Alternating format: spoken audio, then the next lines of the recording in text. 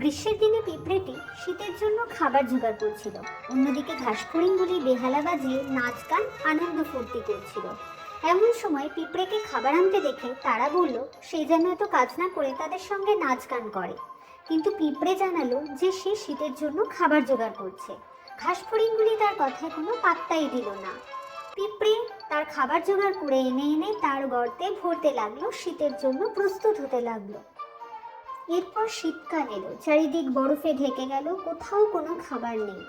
সেই সময় ক্ষুধার্ত তৃষ্ণার্ত ঘাসফড়িং এসে পিঁপড়েকে ডাক দিল।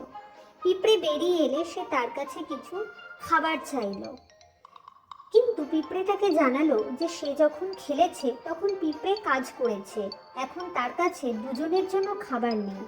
এই কথা বলে পিঁপড়ে তার বাসায় ফিরে গেল। নীতি কথা: পরিশ্রম সাফল্য আনে, আর অলসতা আনে ব্যর্থতা।